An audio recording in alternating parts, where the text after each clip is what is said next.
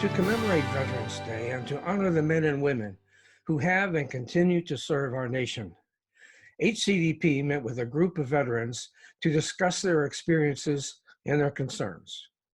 This conversation with veterans took place at the Veterans Welcome Home and Resource Center in Little River, South Carolina in late October.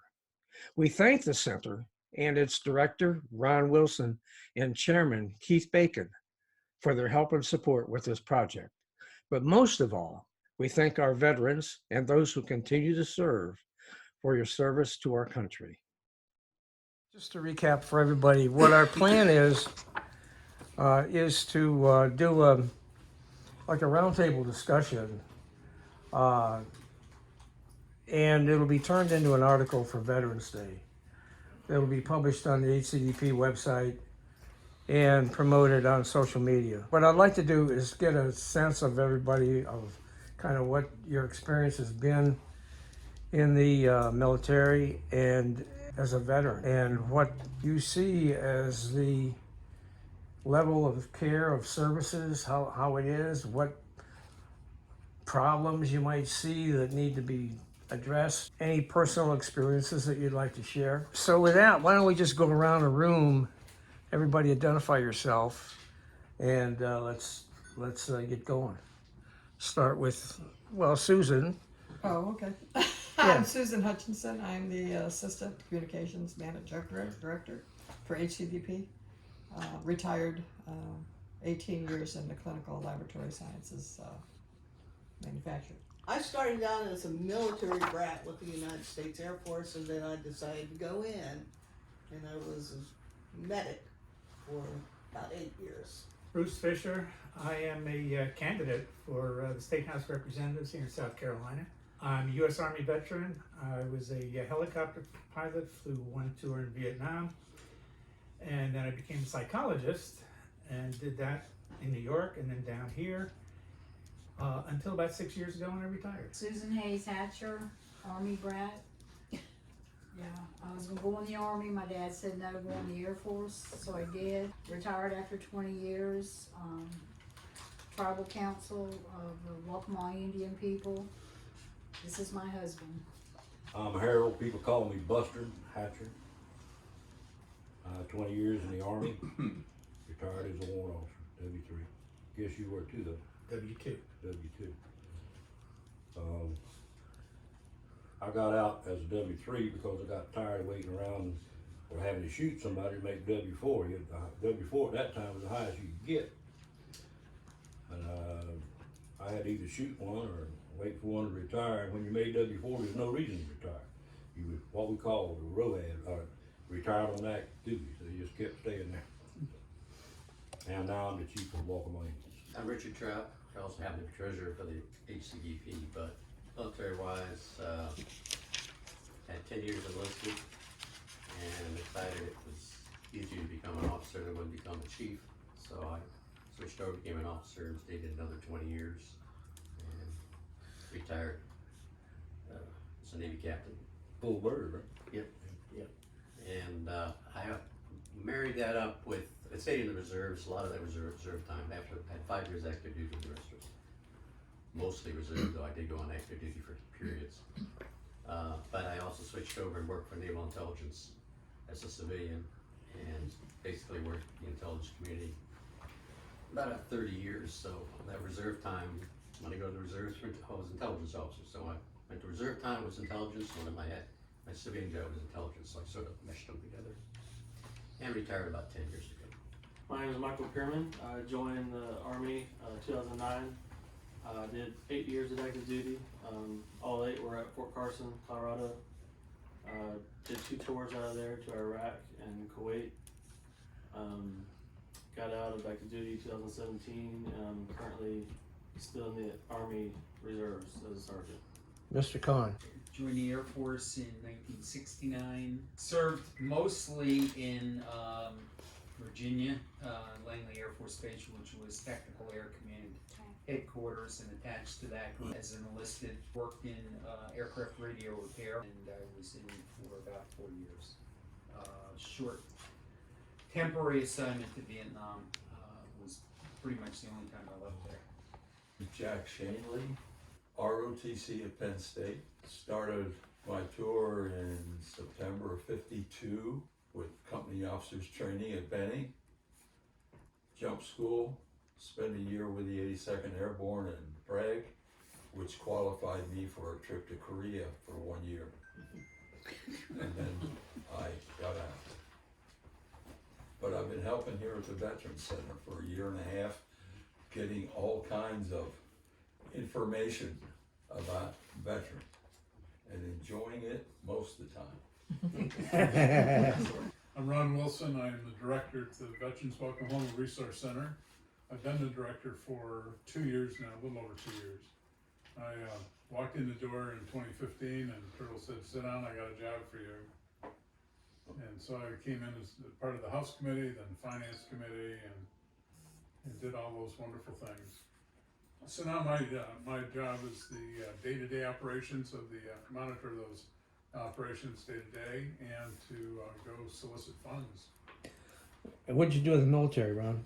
After I was asked to leave Central Michigan University, I lost my student deferment, and so because of the draft, I went down and enlisted on a 3-year enlistment. I ended up going into the United States Army in January 1970. After basic, I went to Fort Gordon, Georgia.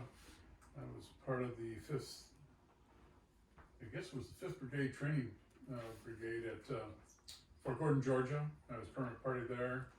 I came down on orders for Vietnam in March of '71 and floated around a couple of different signal companies. I ended up in the Force Development Office of the 1st Signal Brigade in Long Binh. There were 5 of us. We were responsible to know where everybody was in Vietnam. And come Christmas Eve day, we got the letter from the President of the United States that said, "Pack it up, boys, we're leaving." And they had the criteria of when you could leave country.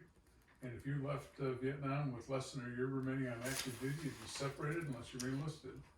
So I calculated it all out, and I left Vietnam on the 30th day of January. And I was separated.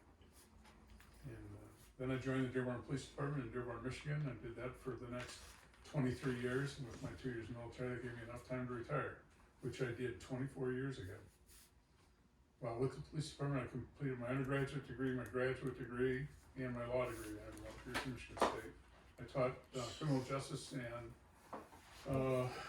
government and pre-law for 32 years, and I've practiced law since '86. I am now considered a master attorney emeritus, which means I don't have to pay bar dues anymore. Okay, Mr. Bacon, what's your up? Okay, my name is Keith Bacon. I was a captain in the United States Army. I'm a branch. I'm an airborne ranger pathfinder. I spent 2 years at Fort Bragg. Then the remainder of my time was at Fort Knoxton, Kentucky, where I taught in the Command and Staff Department. I was a subject matter expert for the tank platoon in defense and delay. I was recruited out of the Army by General. I did spend a year in Korea from 1972 to 1973. So let's start going around the room and talk about what you guys see as kind of the biggest concern that you as a veteran in South Carolina face today. Now I know that some of you guys, especially that work here, you see this all the time. You see these problems come to you all the time. So we'd like to hear about that and just pick up anywhere. I mean, Patty, you got some thoughts about that?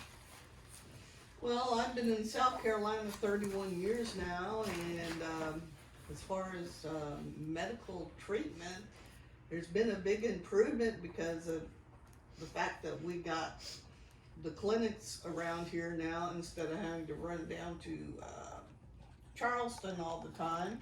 And now that we're getting this really super big clinic built that's going to be like a mini hospital, that will absolutely help the situation.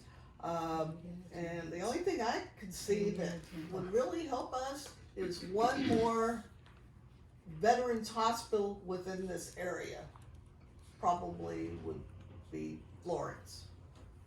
That would help tremendously. Little River. Yeah, our Little River. Is that because what, Charleston's overloaded? Yeah, well, we only have 2 hospitals in the whole state, Yeah. and we keep adding veterans, and you know, it's like every time I get sick, I've been ill 2 or 3 times that I should have been sent down to Charleston, but the fact is, they don't have a bed, especially if you're a female. Mhm. So I wound up in Grand Strand. And we're seeing between 100 and 150 new veterans moving into the Grand Strand area Yeah, every week. it's crazy. Yeah, it is. And so we're gonna need the medical facility. Well, the thing that I see that has happened that could be a good sign for us is the fact that they've got a medical school going into Florence now. And now the VA hospitals have to be in line with a medical school, a teaching hospital. You know, they're trying to rectify that by Yeah. programs like the Choice Program, Yeah. you know, if you live more than 40 or 50 miles away from the medical facility, you can go to another facility. But there's some strings attached to that, and you have to follow the forms. And, Yeah. you know, we're seeing a lot of veterans coming in. They're having difficulty filing their VA claims. Yeah. So we've become pretty adept at doing that, because we now realize that there are new forms that have to be completed, and they have to go to the right person. And you don't mail them anymore. These are all electronically filed. And so we've developed that particular expertise. And so we're getting referrals from both North and South Carolina in regard to that. And there was one, we try to do those on Wednesdays and Thursdays. And there was one Thursday that I walked in, and it's on a first come, first served basis. There were 28 people standing in line to see us. You know, and even though there are designated areas that are designed to help veterans file those claims, sometimes they care, sometimes they don't, sometimes they work, sometimes they don't. A lot of veterans get frustrated. You file a claim and it's rejected. It's just like any other insurance company, denied. So you file an appeal, denied. So you file another appeal, oh, okay, here you go. And a lot of veterans just give up after a while. And so they come to see us and we say, don't give up. We're with you. You're not alone in this. To add to that, if I may, we're finding that a lot of these areas where people are on staff and their salary are referring those people that he just talked about here. And for some odd reason, it just does not seem right that you're getting paid to send people to a non-paid position, and we're able to assist these folks. But one of the main problems is they have difficulty understanding the myriad of forms and paperwork that they gotta fill out. And like Ron said, if they aren't computer savvy, they don't realize that you can't make one mistake and have it go through the whole process. Because the person who's receiving it, as soon as they see one thing wrong, they don't go through the whole form and find out all the things that are wrong. The first item wrong, they send it back. You fix that, send it back in, they go down to the next item. That's wrong, Oh, they deny it and jeez. send it back. It is a terrible system that needs to be corrected, or at least made aware of, so that they'll just go through the entire process before they reject a request. Why is it that they do it that way? Do you know? Because that's the way, by God, that's the way it's always been done. Oh, Jesus Christ. Is That it, reduces their workload. yeah, but is it a computer system that's checking, or is it a person? There's a person that's at the end of that computer that's checking. Yeah, And once that person rejects it and send it out, that's credit for one processed file. So they're on a system where they get graded on how many files they complete. Ah, okay. Oh, yeah. Have you been able to find a place where you can complain about that maybe they'll try to fix it? No, I have not. What we try to do is concentrate on helping and keeping a positive attitude by telling them, well, let's go through and make sure all the dots, all the I's are dotted and all the T's are crossed, Sure. and everything has an answer. Yeah. Now imagine you guys come here, you probably are very careful with that, but still, that's But picking on the we guys. also, we also have connections, Yeah. you know, and so we can we can get a hold of the secretary that we need to talk to without much difficulty by going through the vet center. Yeah. Or otherwise, you know, we can call Tom Rice, or we can call, you know, Tim Scott or whoever. And, you know, normally we talk to their assistants, but we get things done. Yeah, that's great. We helped over 700 veterans last year, Yeah, and this year, and just a little bit over half was VA claim problem. this year we're on track to help 1,100. May I ask a question? Sure. I don't wanna sound dumb, but what is this place? This is the first time I've seen this place. I don't know anything about this place. Okay, this is the Veterans Welcome Home and Resource Center. It was established in 2009 by Chris Turtlette, who we call Turtle. Him and Amy Johnston and Bill Masterson. We do 4 things primarily here. We will help veterans find employment. We have one of our staff members is designed specifically to do that. The second thing is we assist with filing VA claims. The third is we help with financial difficulties. You know, if somebody comes in and they meet our criteria and they're behind in their rent, their electric bill, their water bill, whatever, we can take care of that. We don't pay the veteran anything, we pay whoever they owe the money to. And I think this year we're already a little over $25,000 we've About billed. 28, I think. 28. 28,766 to be And the- exact. He makes charts too. The fourth thing that we do is we're a temporary shelter. When we find a veteran that, because of some financial disaster, they're living in their cars, we can screen them, we can take them in, and we'll house them, clothe them, and feed them for a period of time so they can get their act together. We assign them a mentor that'll work with them at least once a week. More often, it's every day, to make sure that they're on track to get back into society. I don't know if you noticed, we've got a shipping container out in the backyard that we acquired back in May of 17. And after a number of weeks, I was able to convince the county to issue me a permit, and so we constructed that thing back there. And what I do, if we have a veteran that's here in the house, they've been here for 4 or 5 months or 6 months, and they're about ready to go back into society, we put them back there. They take care of themselves, they take care of the building, and they put money into an escrow account. We would call it rent, but since we're a 501c3, we can't call it rent, so it's an escrow account. And then when they're ready to actually go into getting their own apartment, we give them all that money back, and that's their security deposit.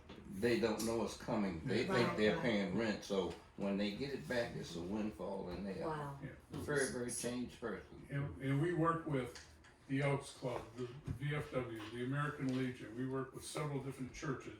You name it, we've got a connection with it. I guess my beef is, when you're talking about different things, my dad was retired military. He passed away back in '83. My mother, as his widow, I'm having some difficulty with her. I've been trying to get her, I applied back in July with the aid in attendance. Sent all the paperwork in. I had Wendell Allen help me with the paperwork. We went through it all, filled it all out. I submitted it in July. I called in August.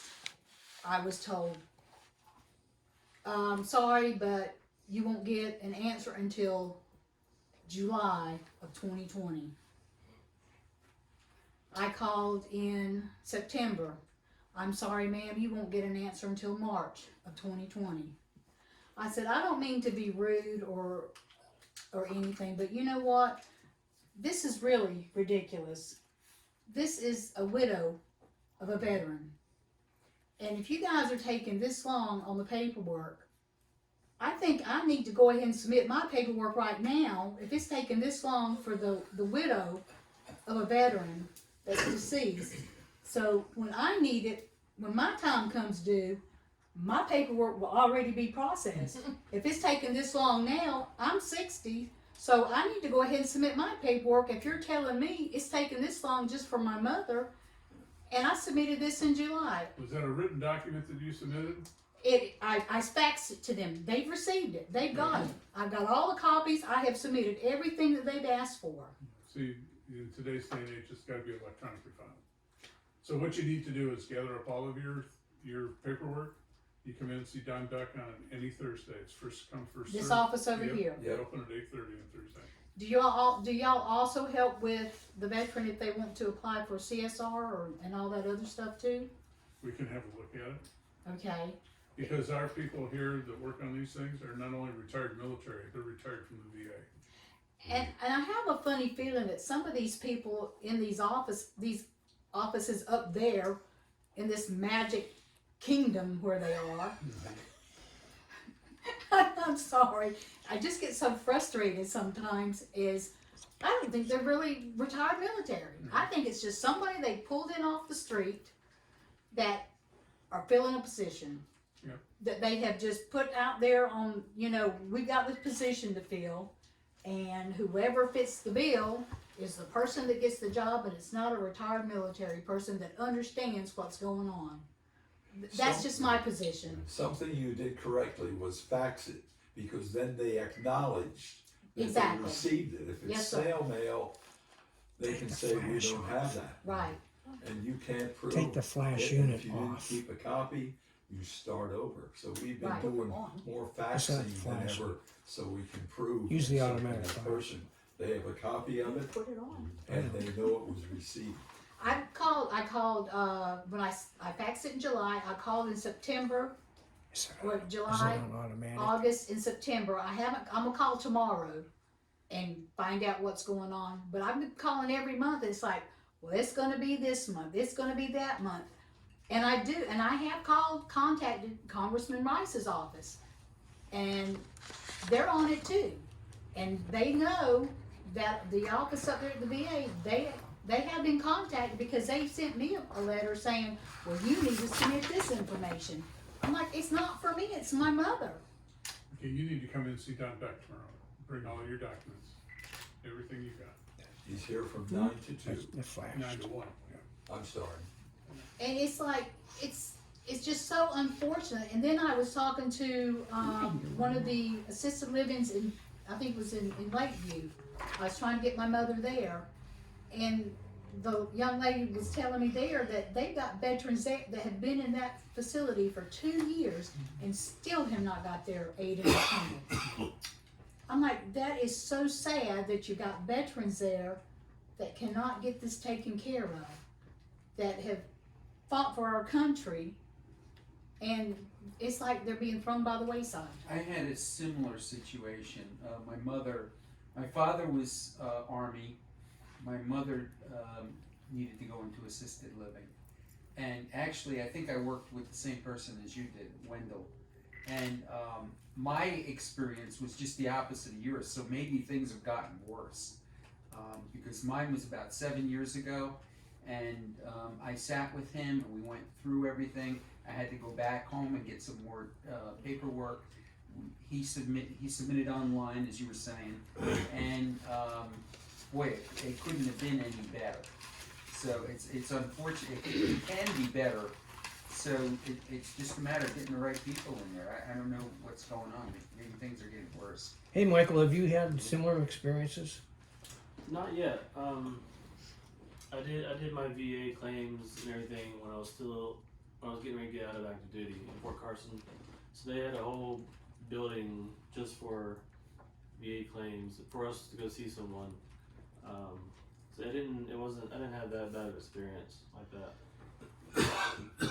What about the healthcare services that you currently use that are part of the VA?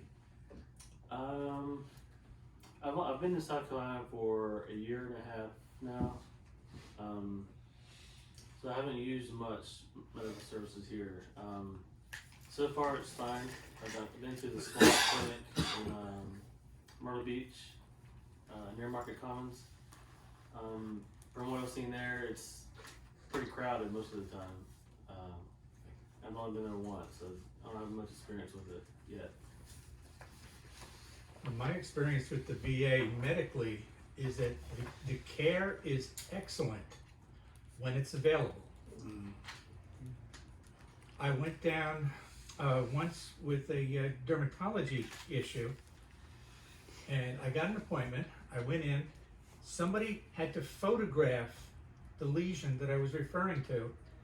Then they looked at it and gave me an appointment. I went in, saw this dermatologist, and he said blah, blah, blah, whatever he said.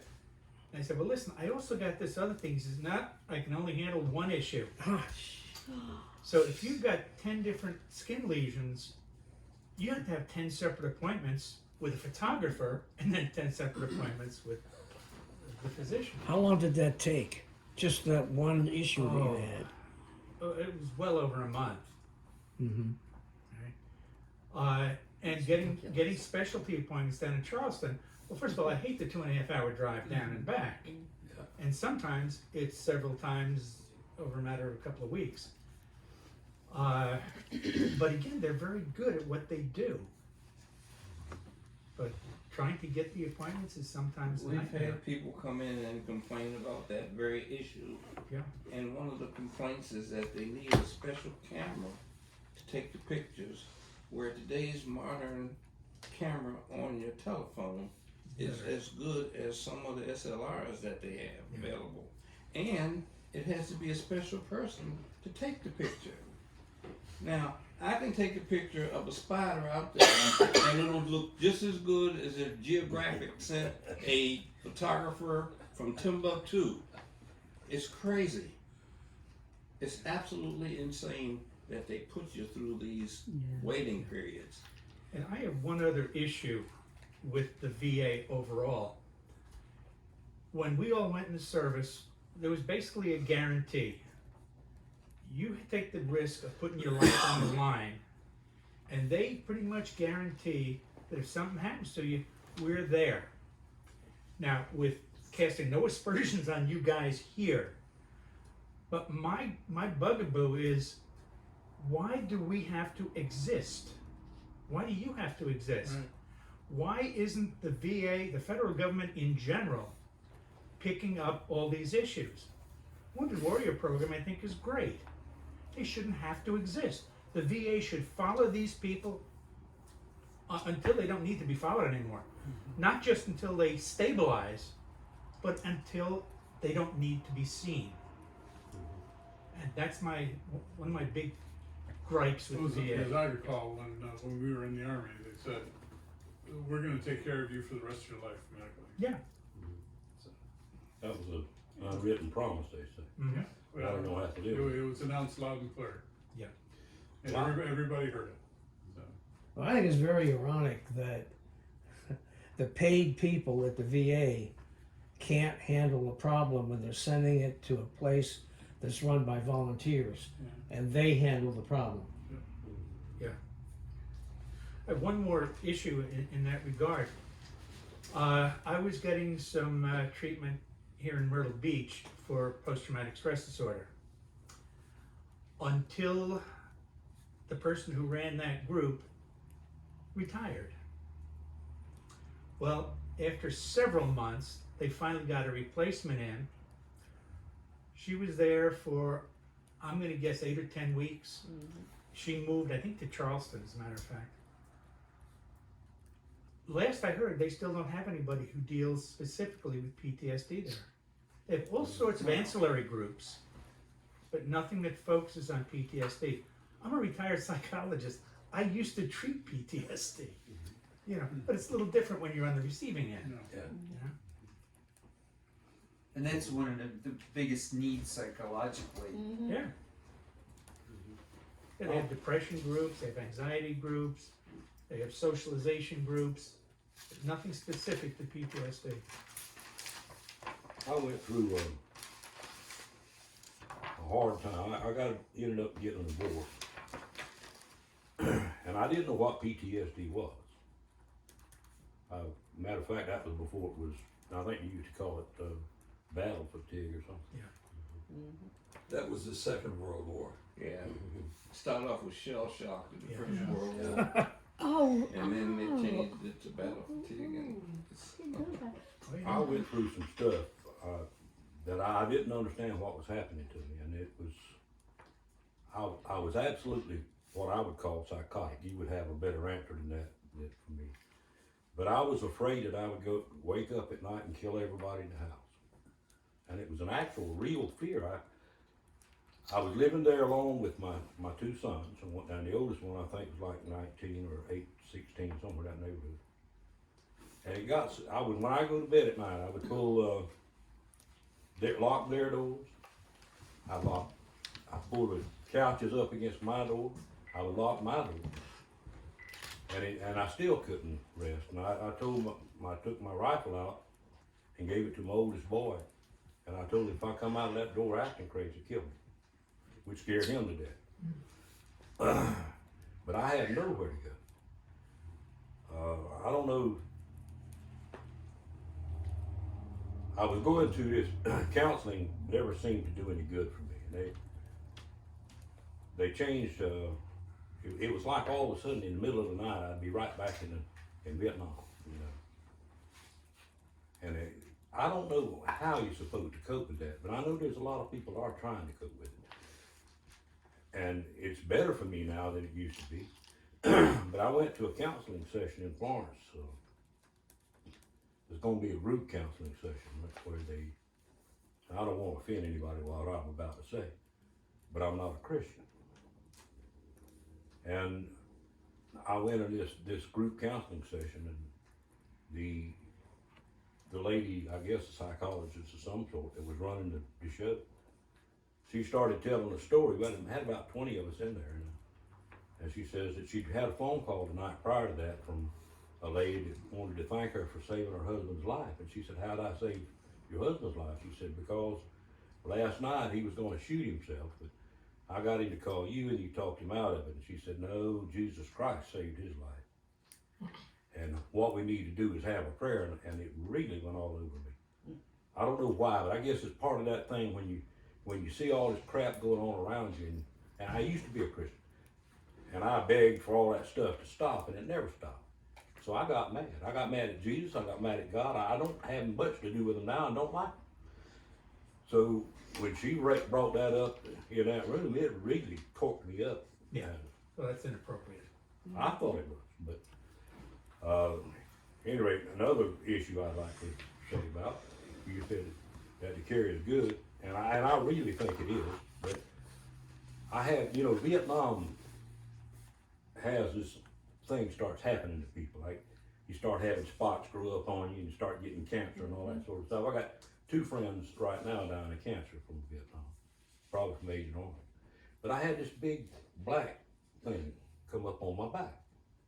I didn't know what it was, and it doesn't hurt, but I wanted to find out what it was, so I went to the clinic in Florence, and the lady there, her name's Thomas, told me, "Well, that's a bruise." I said, "Hell, it's not a bruise, it's been there for 6 months. No, that's a bruise." So she sends me to Columbia to have somebody, to have an x-ray of it. Never heard anything about it. Susan finally eventually called back up Can there. you go over by the Well, door it's not and get a serious, shot but of he's the, not just dead get a yet. shot of the room. That's what she told me. Go over by the door and get a shot of the room. I still got the black spot on my back, and I still don't know what it is. It's not worrying me that much anymore. Well, PTSD is one of the things that I wanted to bring up. And also the horrible situation that seems to be happening with veterans and suicide. Ron and Keith, do you guys have experience in dealing with folks with these issues? No, we don't, but we know who does. There are 2 groups that we talk to all the time. One's called Save 22, and the other one is Save a Vet Now. And they're both dealing with the suicide issue. You take these guys here, like he said, had 2 trips to Iraq. And that never ends. There's people out there with 4 and 5 trips. Yeah. At least I only have 1 trip. Yeah, but you were shot 3 times. Yeah. When we apply for grants, the people want to know, okay, what are you going to use the money for? You always say it's going to be used to help a veteran. And how long is this going to last? How long is it going to take you to do this particular project? And I said, until the United States government stops sending troops everywhere around the planet, until we stop having veterans. And that's never going to happen. It's a continuing process. We need a new roof. So we applied for a grant through, I think Dominion Energy. And they said, what are you gonna use the money for? Because we're asking for $5,000. That's gonna go to the new roof. How many veterans is it gonna help? And I said, several hundred, because everybody that walks through those doors is gonna benefit from this roof remaining intact. How much it cost? $7,000, did you I say? got a $7,000. I'm still working with another roofing company trying to get a free roof. I try to get free whenever I can. So anyone here have any experience with the issues, besides what we've just talked about, with the issues of PTSD? Know anyone that suffered from that and threatened suicide, anything? I mean, I just know, yeah. Pam. I have a friend. He was in the Army back in the early 60s, Vietnam, for a couple of years. And he originally applied with the VA and was turned down because he was told he made too much money. But the problem is he didn't talk about PTSD. Now he's having PTSD issues where he is actually punching his wife at night and about to choke her and everything else, and he's not sure who to turn to because they turned him down already. I said he needs to go reapply. You know, it happened with Turtle. Turtle was in Vietnam. He did a couple tours. He got shot up pretty good. He went in when he was 17. And last year, he was riding his motorcycle down the road here. And all of a sudden, he had a flashback. He was back in Vietnam. He had to get off his bike. And he said, when is it going to end? I don't. When is it ever going to end? Well, I had an 85-year-old father. He told me back in the summer he woke up in the middle of his living room because he thought he was back in the Korean War and they were chasing him. And he had just tore the whole living room upside down. But his problem is he refuses to believe that he has bad PTSD, and he's 100%, but will not go to a group therapy or talk to a psychologist about it. Well, that's specifically what the vet center is designed to do. So are you guys saying that the VA needs to have more, better mental health services? Yes, absolutely. We started yesterday assisting the vet center. They're located down on 21st and Grissom in the corporate building there. They wanted a location in the northern part of the county so that they could assist people suffering from PTSD in northern Horry County and southern Brunswick County. And so yesterday they sent a counselor up here, and we're now letting them use this room every other Tuesday for their counseling purposes. What? It's another case of them sending folks here to the volunteers to help. And we do very willingly, and we do very well, I might add. The VFW started last year a monthly newsletter that they put out on the internet. And the first thing he says every month is, we're still losing 22 people a day. You need to call this number. And that's the first thing that shows of the newsletter is the suicide number, and it gets answered within a few seconds. Is that just in the Myrtle Beach area? No, it's a national number. That's a national one, okay. I wonder what they get when they call that number. I'm sorry, what? I wonder what they get when they call that number. Well, the first thing you get is, if it's like the middle of the night, they're gonna talk to you for a while, but while they're talking to you, the police are on the way.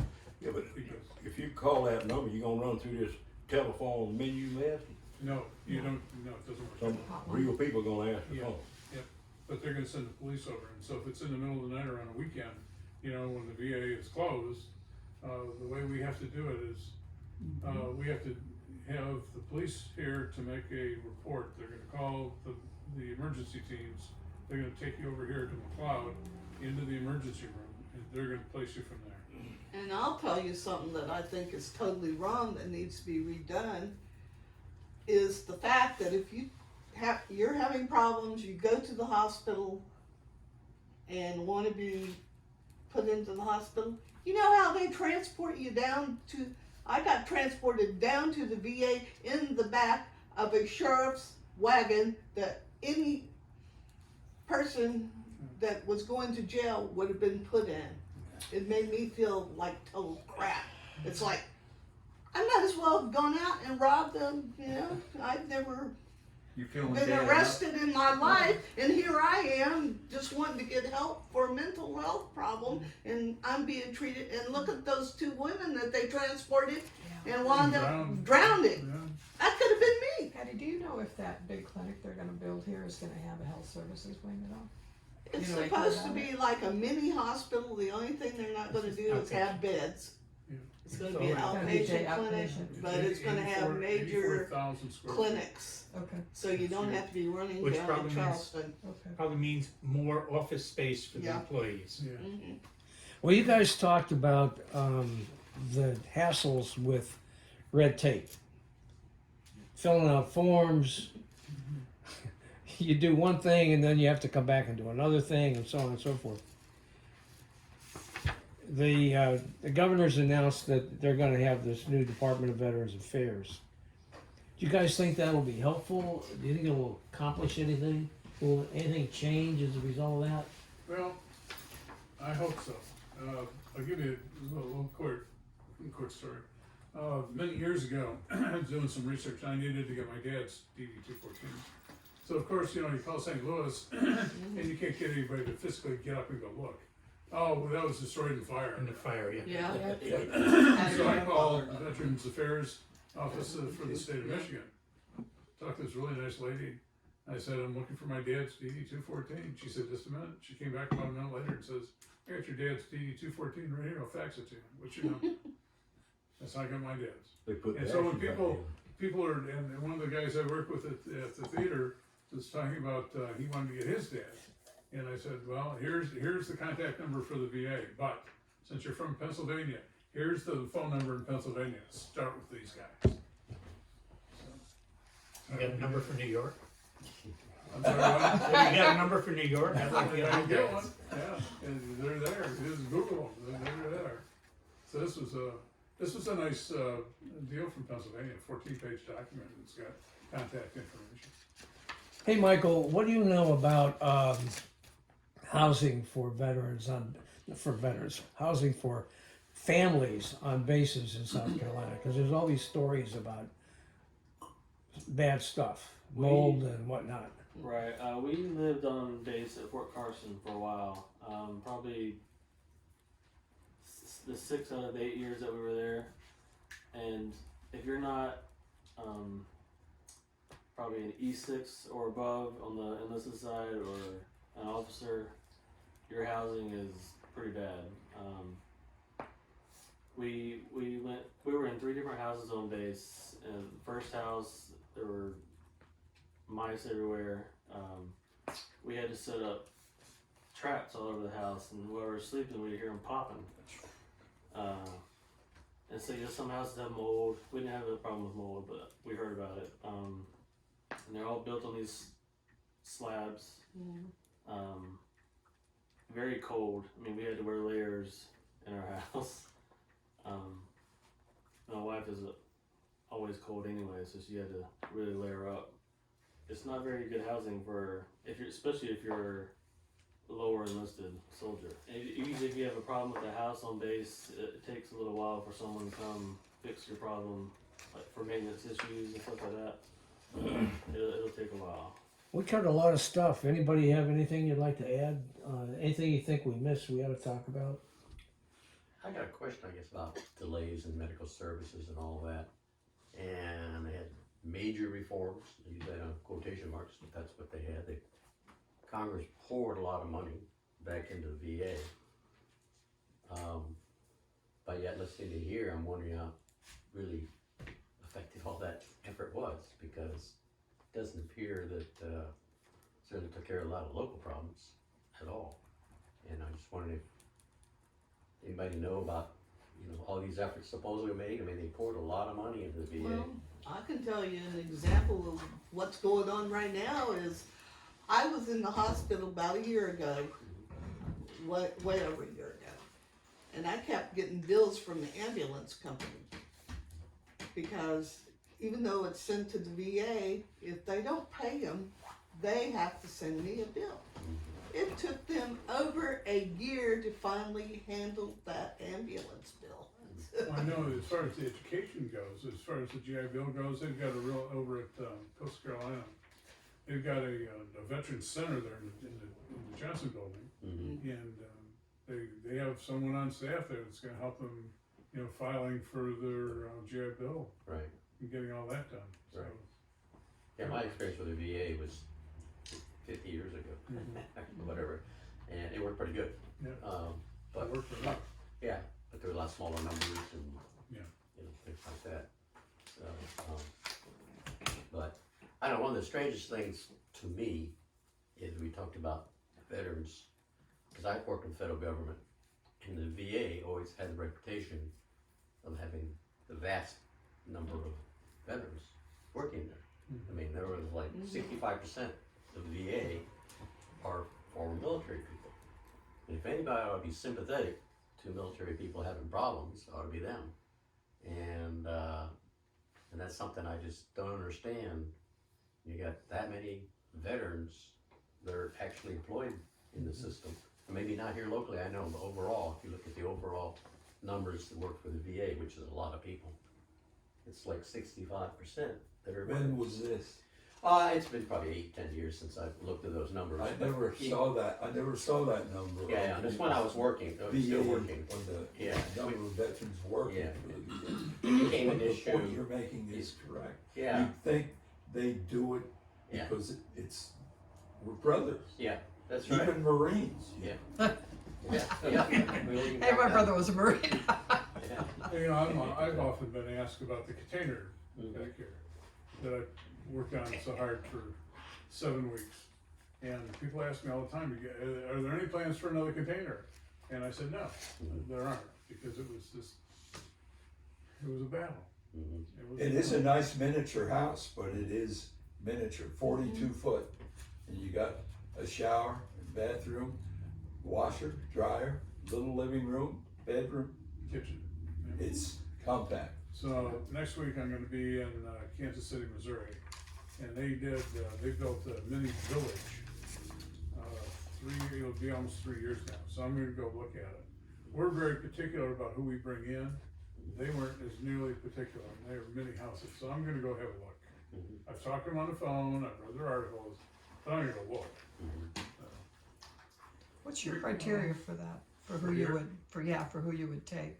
Well, we have a checklist that we go through, we interview them intensely. Yeah. Let me talk about that for a minute.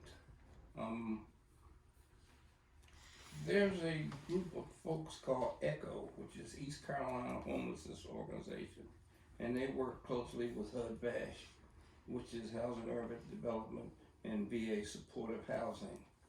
We work closely with them, and they try to send veterans here that are homeless, rather than to send them to the shelters.